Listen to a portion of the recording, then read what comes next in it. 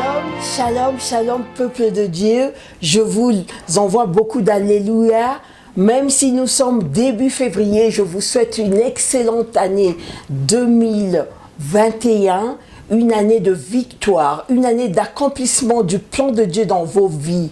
Oui, c'est l'année d'accomplissement du plan de Dieu dans la vie des enfants de Dieu. Saisissez cette année pour transformer vos vies. Le mois de janvier a été un mois de consécration.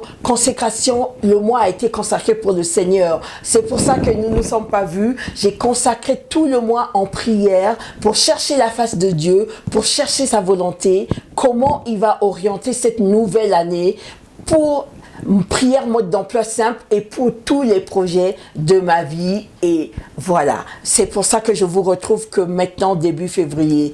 Mais début février, nous allons parler de ce que le Seigneur m'a mis à cœur. Qu'est-ce qu'il m'a mis à cœur? Il m'a mis à cœur que c'était très important de savoir sa volonté avant d'entamer quoi que ce soit. C'était très important en début d'année de chercher sa face pour avoir des orientations, pour avoir des révélations, pour pouvoir saisir l'accomplissement de notre destinée, ce qu'il avait prévu pour nous.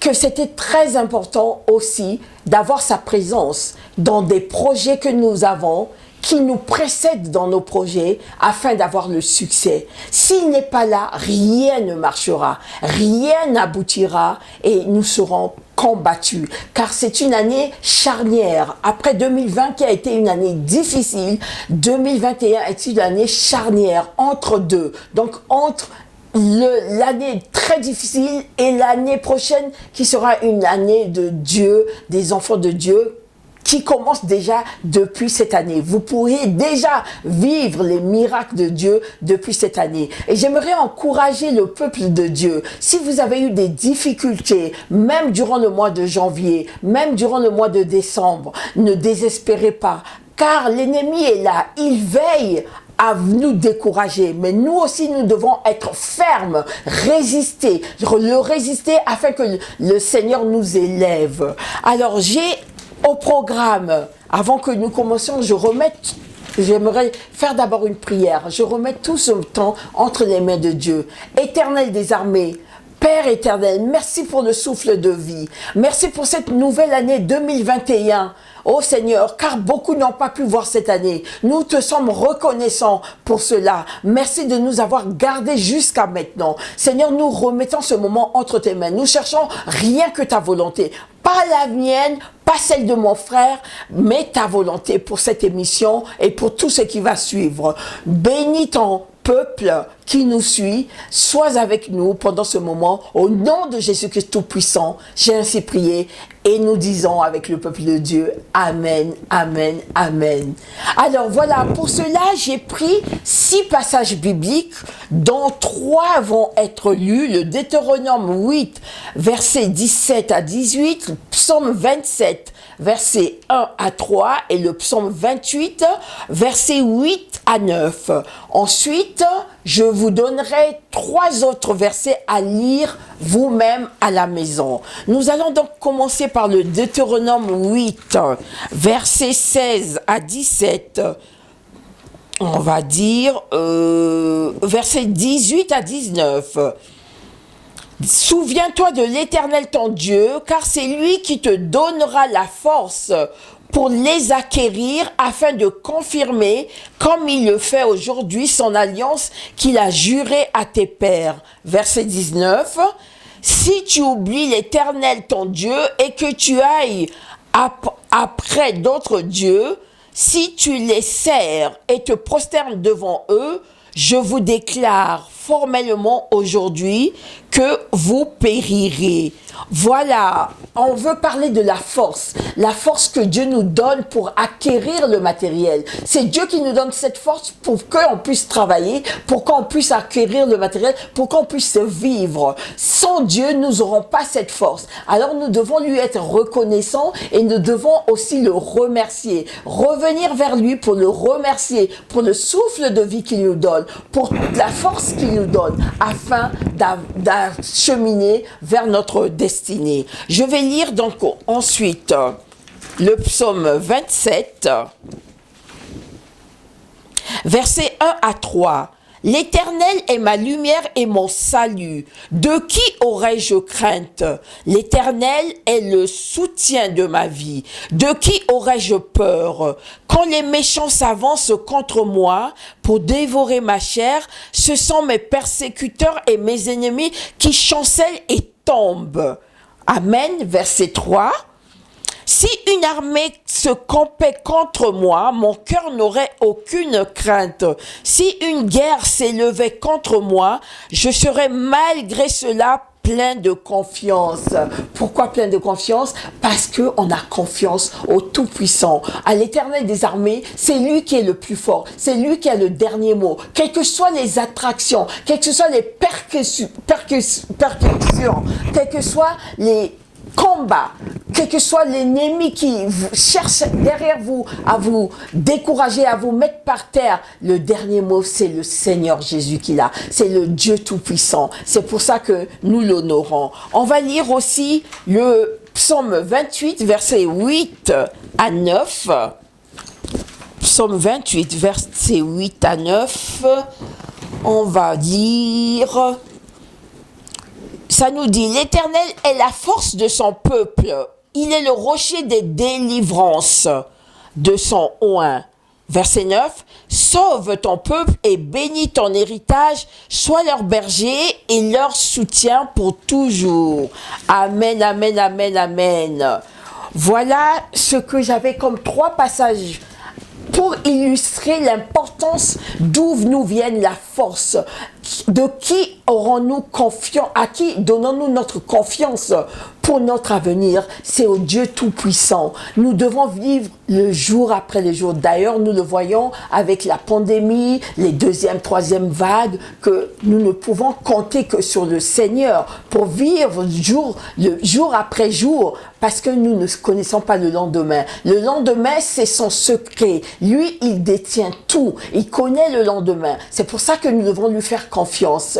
Personnellement, moi, pour mes futurs projets, je les remets au Seigneur. Je lui demande, est-ce que c'est ta volonté? Et j'attends sa réponse. Mais vous savez, sa réponse n'est pas facile, toujours facile à discerner, parce qu'il y a des deuxièmes voix. Les deuxièmes voix qui viennent de nos amis, de l'entourage, de la famille, qui n'ont pas tous les éléments, qui ne vont pas mal nous conseiller forcément, mais que l'ennemi peut utiliser pour nous dérouter du chemin de Dieu, parce qu'on a des sentiments. L'être humain est composé du corps, de l'âme et de l'esprit. L'esprit nous met en contact avec Dieu. L'âme, c'est toutes nos émotions. L'âme fait le trait d'union entre l'esprit et le corps. Alors, si l'âme est affectée par l'environnement, par les choses humaines, nous allons difficilement discerner la volonté de Dieu qui passe à travers notre esprit. C'est pour ça que l'âme, le corps et l'esprit doivent être en harmonie,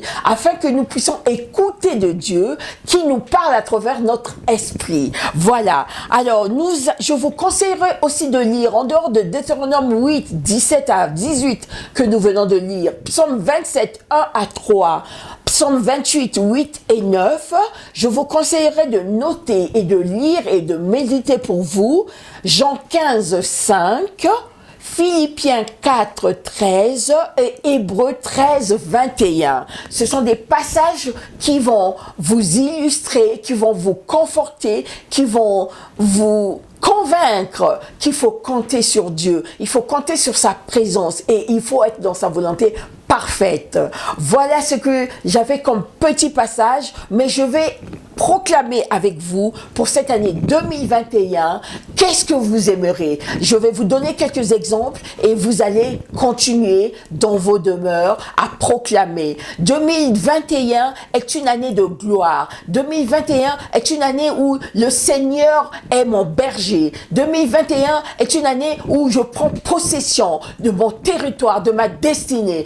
2021, l'ennemi ne vaincra pas. 2021, je mettrai à terre l'ennemi. 2021, je vais en avant. 2021, je serai la tête et non la queue. 2021, l'Éternel des armées va m'élever. 2021, je serai dans sa volonté parfaite. 2021, je prends possession de mon territoire. 2021, je vais de l'avant. Spirituellement, matériellement, émotionnellement. 2021 est l'année de l'accomplissement de mon destin. 2021, c'est l'harmonie dans la famille. Nous proclamons l'harmonie dans la famille. Que l'ennemi ne le veuille ou pas, toutes les familles doivent être unies. Vraiment proclamer l'amour dans votre famille. Car Dieu, c'est un Dieu des familles, de l'unité de la famille. Et Satan, l'ennemi, il n'aime pas l'unité de la famille. Donc, faisons-lui la honte. Unissons-nous. Proclamons l'amour dans la famille, l'unité dans la famille. Quand il y a l'unité et l'amour dans la famille, alors la volonté de Dieu va descendre plus facilement. C'est pour ça que l'ennemi attaque les familles. C'est pour ça qu'il attaque les destinées des enfants à travers les familles, à travers les enfants, à travers le mari ou à travers la femme. Mais les frères et sœurs, je vous conseillerais de vraiment être unis pour recevoir ces bénédictions de Dieu. Merci. 2021, nous proclamons la victoire sur l'ennemi. Nous ne le laisserons pas vaincre. Nous serons debout. 2021, ce coronavirus va nous laisser tranquilles. 2021, chrétiens, unissons-nous, le corps du Christ, soyons unis, car dans l'unité, Dieu aime l'unité, que ce soit dans la famille, dans le corps du Christ, il recherche l'unité. Voilà, merci, et j'avais ces petits moments à partager avec vous, à vous communiquer la foi pour cette année, à vous communiquer le côté positif, à vous envoyer les énergies d'amour. Soyez unis, soyez dans l'amour.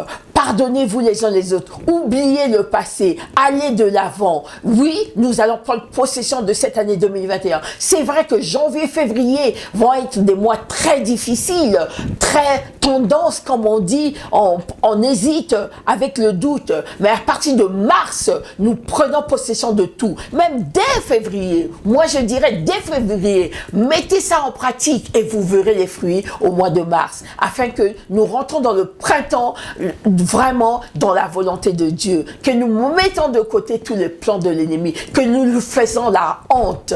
Voilà, victoire, alléluia, chantons, crions de joie, Jésus-Christ est sorti du tombeau. Alors s'il est sorti du tombeau, il est vivant dans notre cœur, il est vivant dans notre vie, il est vivant dans notre esprit, il est vivant aussi dans notre corps. Si notre corps est malade, nous prenons possession de ce corps en demandant au nom de Jésus la guérison par ses meurtrissures. Donc, Jésus est toujours vivant, il est présent, il est avec vous, il va vous accompagner jour et nuit. Alors, je souhaite une excellente année 2021 à tous mes frères et sœurs, à tous les papas et les mamans, à tout le monde entier, aux croyants et aux non-croyants, aux chrétiens et aux non-chrétiens.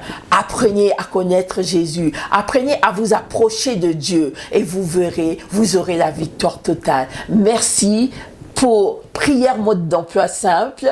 Nous allons nous retrouver la semaine prochaine avec un thème nouveau. Et je vous dis bye bye. Amen. Soyez bénis. Amen, amen, amen.